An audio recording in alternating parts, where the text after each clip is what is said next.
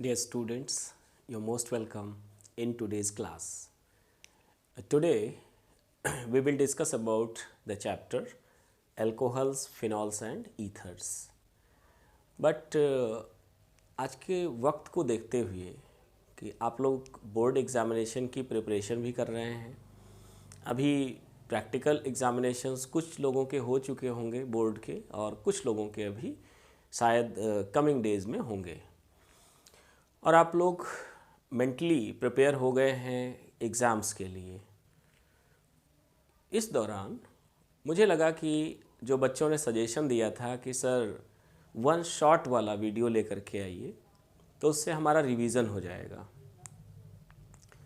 तो अभी थोड़ा सा बोर्ड का वर्क रहा, कई जगहों पे जाना पड़ा प्रैक्टिकल एग्ज़ाम के लिए और अभी कुछ जगहों पे और जाना है, तो वक्त थोड़ा नहीं मिल पाया। अब एनी हाउ अब थोड़ा सा मैनेज हो गया है। अब आपको रेगुलर कंटेंट मिलता रहेगा और आप अपना तैयारी करते रहें। तो इस चैप्टर में हम लोग कोशिश ये करेंगे कि बहुत ज़्यादा डिटेल नहीं, जितना एग्ज़ाम्स के पॉइंट ऑफ व्यू से हमें चाहिए वो सारी चीज़ें कवर हो जाएं।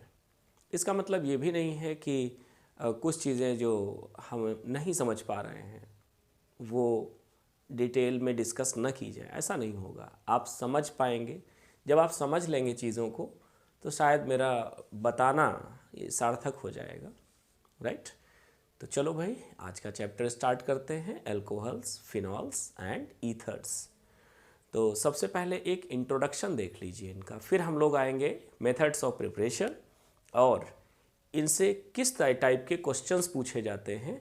तो इस चैप्टर पर बेस्ड जो आपकी वीडियोस आती रहेंगी उनमें जो लास्ट वीडियोस होंगी, लास्ट 1 या 2 वीडियोस, उनमें हम क्वेश्चंस से रिलेटेड बातें करेंगे। बोर्ड के जो प्रीवियस ईयर क्वेश्चंस पूछे गए हैं उनको कैसे आप लिखेंगे, मोस्ट इम्पॉर्टेंट अभी आप लोगों के साथ में शेयर करना है कि how to write the model answer and ideal answer to score better. ये भी सब बातें हम लोग डिस्कस करेंगे। तो चलो आज का चैप्टर स्टार्ट करते हैं, alcohols, phenols and ethers. Now here एक जो मज़ेदार बात है, अल्कोहल और फिनॉल्स, इनमें कि एक ग्रुप है OH, उसी का खेल रहता है सारा। अगर OH ग्रुप मेटल्स के साथ लग जाए, है ना, मेटल्स के साथ OH अगर मेटल्स के साथ लग जाता है, चाहे अल्कली मेटल्स हों या अल्कली अर्थ मेटल्स हों, ट्रांजिशन मेटल्स हों, इनर ट्रांजिशन मेटल्स हों, तो फिर वो करेस्पॉन्डिंग मेटल हाइड्रोक्साइड्स बनाते हैं, MOH। Now here MOH type का जो बनेगा वो आप जानते हैं कि भाई अल्कली मेटल हमने ले लिया है M, तो इसलिए MOH हो जाएगा। अगर अल्कली अर्थ मेटल ले लेंगे तो MOH होल ट्वाइस हो जाएगा, depending upon the valency of the metal, ठीक। तो इसे हम लोग मेटल हाइड्रोक्साइड कह देंगे। इसका एग्जाम्पल देख लीजिए, जैसे हमने देखा मेटल में NaOH सोडियम हाइड्रोक्साइड और इसी तरीके से potassium hydroxide. Similarly we can write CaOH whole twice. Now here we can also write CuOH whole twice. Cupric oxide, cupric hydroxide, ये क्यूप्रिक हाइड्रोक्साइड बन जाएगा, या फिर कॉपर सेकेंड हाइड्रोक्साइड। कॉपर आप लोग जानते हैं कि ये ट्रांजिशन मेटल है, इसका भी हाइड्रोक्साइड बन गया। ये सब बेसिक नेचर के हैं। अब इनमें अगर हम लोग कार्बन ले लेते हैं और इस कार्बन के साथ OH लग जाए, ठीक, और प्रोवाइडेड दैट कि this carbon belongs to either, ये किसको बिलोंग कर रहा है, या तो ये एलिफेटिक हो, एलिफेटिक, या फिर यही कार्बन एलिसाइक्लिक हो जाए, ठीक। तो हम लोग बोलेंगे कि भाई ये जो कंपाउंड होगा दिस इज कॉल्ड एल्कोहल। तो कार्बन की खास बात आप देख लीजिए, कैसा कार्बन होना चाहिए। कार्बन हमारे पास या तो एलिफेटिक हो या एलिसाइक्लिक हो, राइट, तभी हम इनको एल्कोहल्स कहेंगे।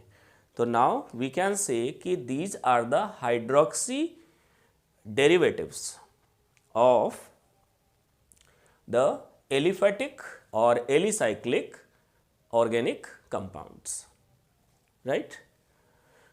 आप जैसे कह सकते हैं कि इनमें अब OH का नंबर 1 भी हो सकता है, 2 हो सकते हैं, 3 हो सकते हैं, मोर देन दैट, इससे भी ज़्यादा हो सकते हैं। तो वो डिपेंड करेगा कि किस टाइप का अल्कोहल है।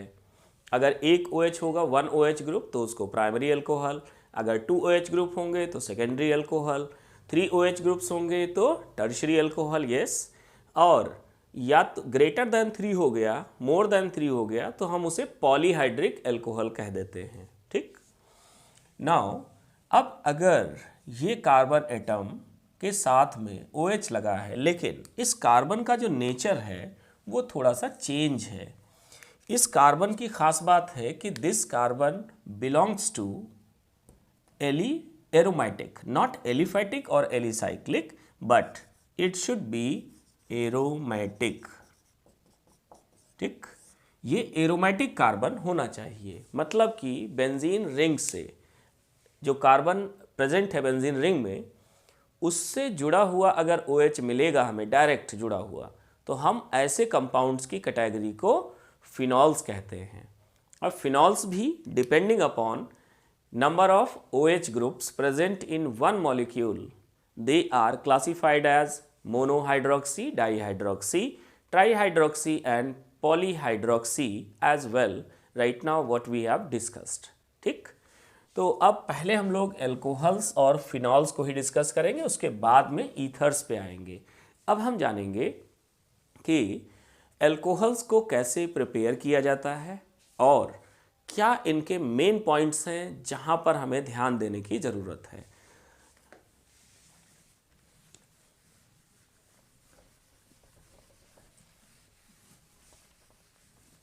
तो alcohols, methods of preparation.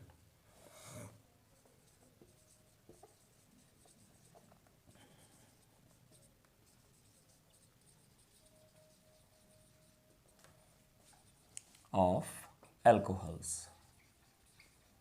Alcohols को हम कैसे प्रिपेयर करेंगे, और इसी पर बेस्ड इंटर कन्वर्जन आ जाते हैं, और इसी पर बेस्ड डायरेक्ट कोई ना कोई मैकेनिज्म भी पूछ लेता है। जैसे बहुत कॉमन मैकेनिज्म है कि right the mechanism of the following reaction, और उसमें रिएक्शन दे देता है एक एल्कीन, और उसी का बोलता है कि आप एसिड कैटलाइज्ड हाइड्रेशन मैकेनिज्म आप लिख दीजिए, प्रोडक्ट बना दीजिए। तो देखिए उसी से स्टार्ट कर लेते हैं, चलो ठीक है।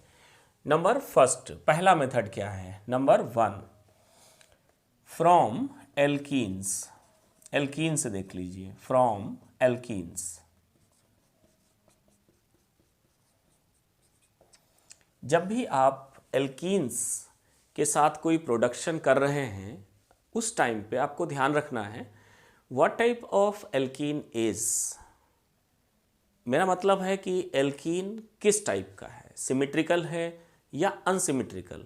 अगर सिमेट्रिकल है तो फिर हम जब एसिड कैटलाइज्ड हाइड्रेशन करेंगे तो हमें कोई ऐसे लॉज या रूल्स की ज़रूरत नहीं है एज सच। लेकिन जब हम अनसिमेट्रिकल एल्कीन्स के साथ में रिएक्शन कराएंगे एसिड कैटलाइज्ड हाइड्रेशन, तो फिर हमें ध्यान देना पड़ेगा कि मार्कोनिकॉफ रूल के अकॉर्डिंग हो।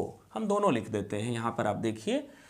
Suppose I just consider CH2 double bond CH2, this is the simplest alkene जो बन सकता है। इस तरीके से बन गया, दिस इज ईथीन। अब क्या करता है, यहाँ पर आपको दे देगा H2O और प्रेजेंस दे देगा आपको यहाँ पर। ये किसकी प्रेजेंस रखिए, सल्फ्यूरिक एसिड आमतौर पे दिया जाता है। अब सल्फ्यूरिक एसिड ही क्यों, क्योंकि सल्फ्यूरिक एसिड नॉन वोलेटाइल होता है, तो हमें बार बार इसे फर्निश नहीं करना पड़ता है in the medium, right. Apart from that, अब यहाँ पर ध्यान ये दिया गया कि भाई आप इस रिएक्शन को जब आप लिखते हैं तो ये कि रिवर्सिबल वाला साइन बना के लिखिए, ओके। प्रेजेंस रखा है आपने एसिड का, और एसिड में आम तौर पे हम लोग सल्फ्यूरिक एसिड ले लेते हैं, तो here we can write H2SO4। अब देखो सल्फ्यूरिक एसिड, और कभी कभी ये होता है ना कि इसकी जगह पर हम लोग H+ भी लिख लेते हैं, है ना, तो मतलब वही है acidic medium.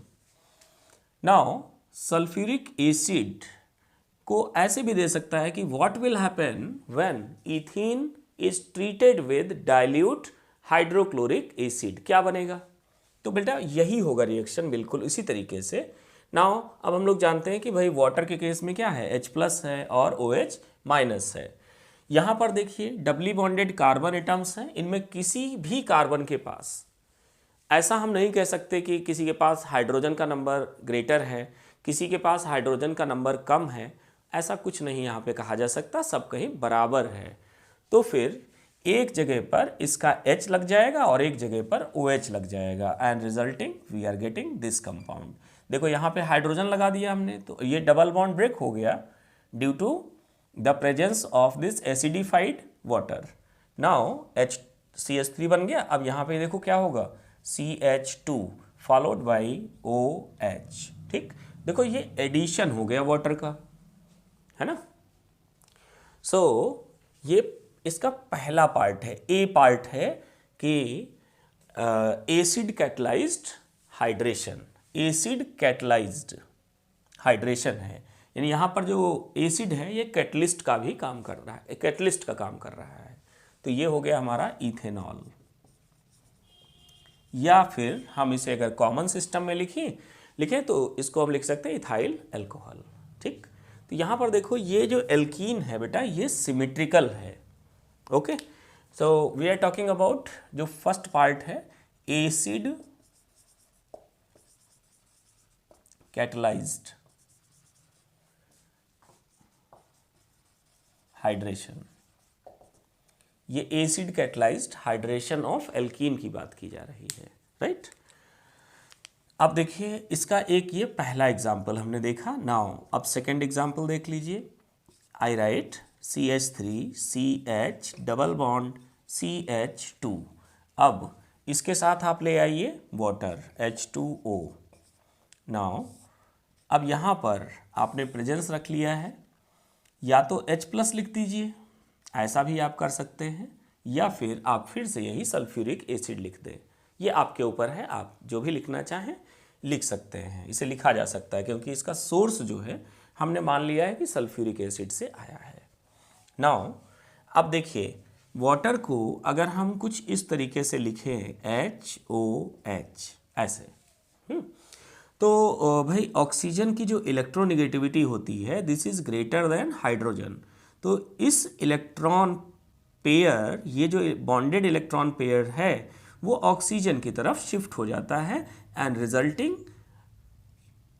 In the negative charge, partial negative charge आएगा और इस हाइड्रोजन पे पार्शियल पॉजिटिव चार्ज आ जाता है, ठीक। ये यहीं पर है। अब देखो यहाँ पर हमें देखना है कि ये एल्कीन सिमेट्रिकल है या अनसिमेट्रिकल है, तो दिस एल्कीन इज अनसिमेट्रिकल, नाम है इसका प्रोप-1-ईन, तो ये अनसिमेट्रिकल एल्कीन है। Why this is unsymmetrical alkene, क्योंकि जहाँ पर डबल बॉन्ड है वहाँ से एक आप लाइन खींच दीजिए ऐसे, तो आप पाएंगे कि ये दो इक्वल हाफ में डिवाइड नहीं हो रहा है, इसलिए ये अनसिमेट्रिकल एल्कीन है। यहाँ पर अगर आप देखो तो इन दिस केस अगर आप डबली बॉन्डेड कार्बन के बीच में एक लाइन ड्रॉ कर देते हैं, डबल बॉन्ड जहाँ पे लगा है वहीं पे एक लाइन ड्रॉ कर दो, तो आप पाएंगे कि यहाँ पे दो इक्वल हाफ मिल गए हैं, इसे बोला गया symmetrical alkene. This is called unsymmetrical alkene.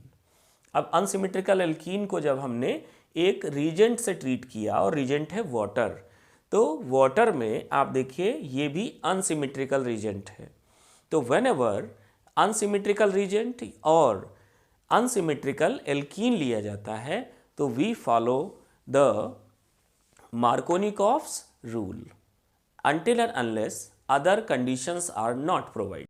So here unsymmetrical reagent में देखिए पॉजिटिव पार्ट है H प्लस, नेगेटिव पार्ट है OH माइनस। तो H प्लस उस कार्बन के साथ अटैक करे, उस कार्बन पे अटैक करेगा जिसके पास हाइड्रोजन का नंबर ज़्यादा होगा। More number of hydrogen atom जहाँ पे होंगे वहाँ पे कौन सा पार्ट अटैक करेगा? Positive part of the reagent, मतलब कि H प्लस यहाँ लगेगा तो ये हो जाएगा CH3। अब नेगेटिव पार्ट कहाँ जाएगा? नेगेटिव पार्ट उस कार्बन डबली बॉन्डेड कार्बन के साथ लगता है जिसके पास लेस नंबर में हाइड्रोजन एटम्स होते हैं, तो यहाँ पे लग जाएगा OH, resulting in the formation of this compound CH3 CH, और इसी के साथ में यहाँ लग जाएगा OH नेगेटिव पार्ट और यहाँ लग गया CH3। This is called propane two ol, ये बन गया प्रोपेन 2-ऑल। और ये एक सेकेंडरी अल्कोहल है। This is also called isopropyl alcohol.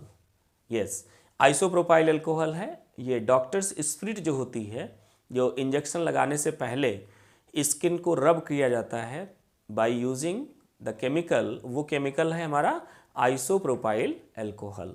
इसे डॉक्टर्स स्पिरिट भी बोलते हैं और इसे रबिंग अल्कोहल भी कहा जाता है। और सैनिटाइज़र में भी इसका यूज़ किया जाता है आइसोप्रोपाइल अल्कोहल का, और सेकेंडरी अल्कोहल है, ध्यान रखिएगा।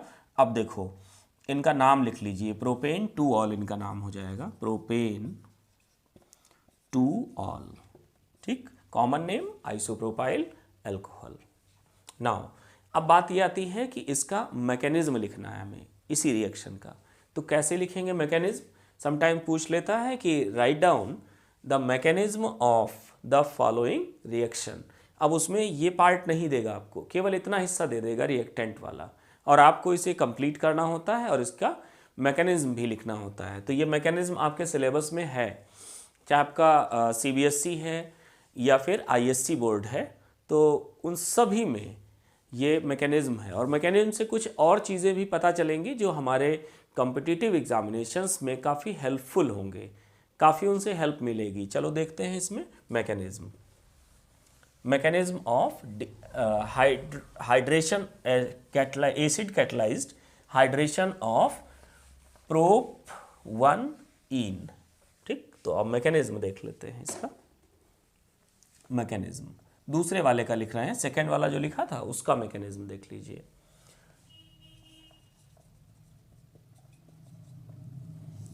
जो मैकेनिज्म है वो 3 स्टेप्स में कंप्लीट होती है। The mechanism gate completed in 3 steps. अब इनमें स्टेप नंबर 1, स्टेप 1 क्या होता है और कैसे इसकी हम स्टार्टिंग करते हैं? तो इस जो स्टेप 1 है उसे कहा जाता है प्रोटोनेशन ऑफ एल्कीन। तो प्रोटोनेशन कर देते हैं। नंबर 1 है प्रोटोनेशन, स्टेप 1।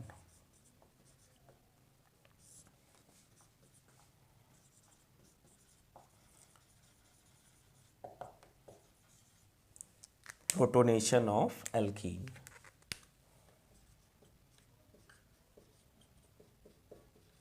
ठीक, अब देखो कैसे होता है बेटा प्रोटोनेशन।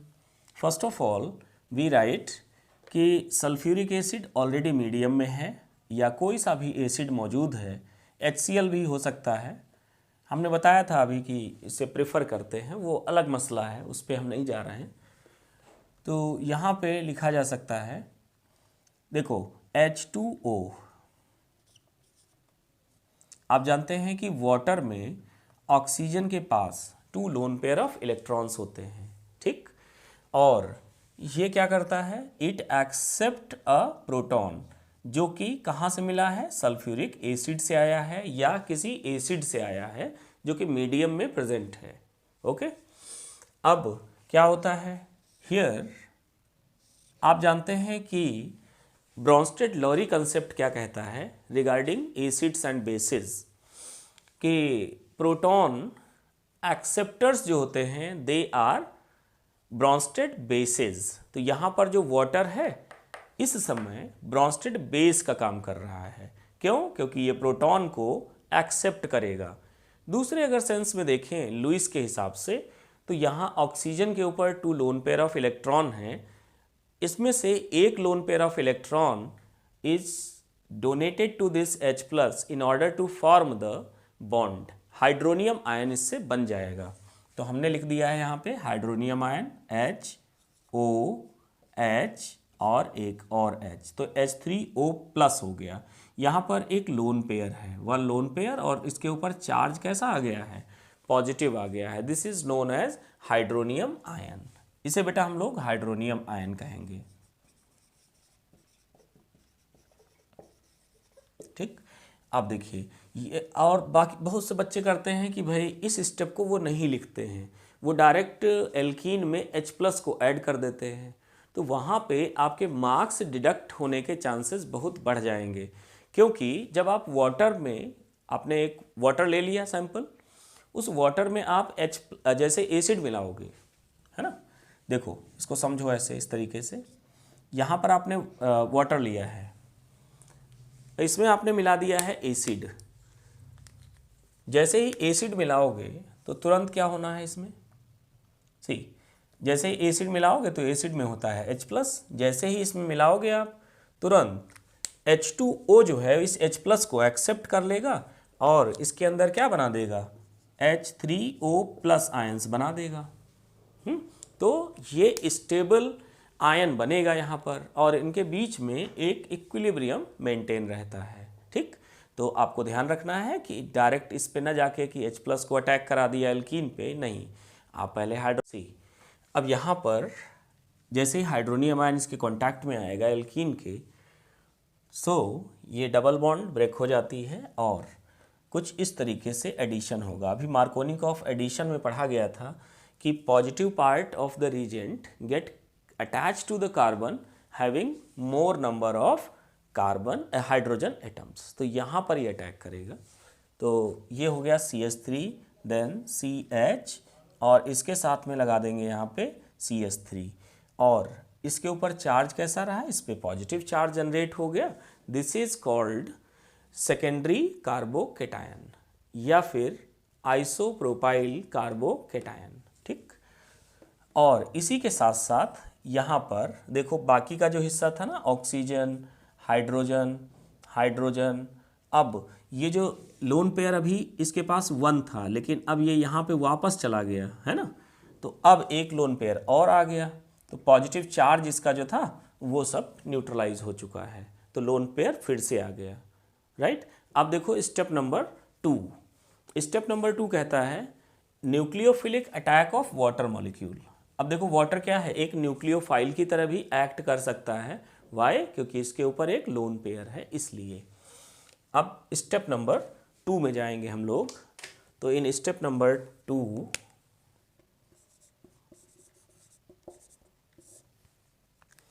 अटैक ऑफ ये कार्बोकेटायन,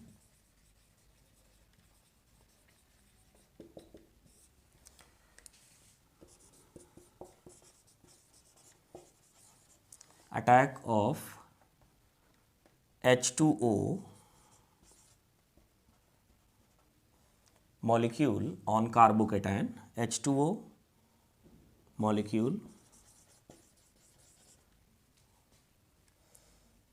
as न्यूक्लियोफाइल। ये एक न्यूक्लियोफाइल की तरह अटैक करता है। कहाँ पर? कार्बोकेटायन के ऊपर ये अटैक करेगा। राइट, तो अब इसे हम लोग लिख लेते हैं।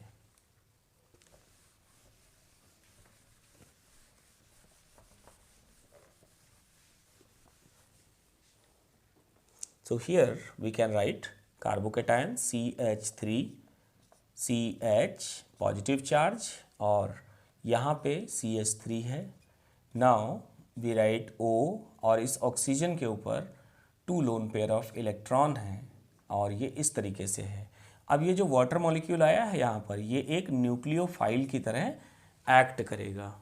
ओके, अब न्यूक्लियोफाइल्स की क्या खास बात होती है? Nucleophiles attack over the electron deficient centre. और इलेक्ट्रॉन डेफिशिएंट सेंटर कौन सा है, कार्बन है, तो यहीं पे ये वाटर मॉलिक्यूल अटैक कर देता है।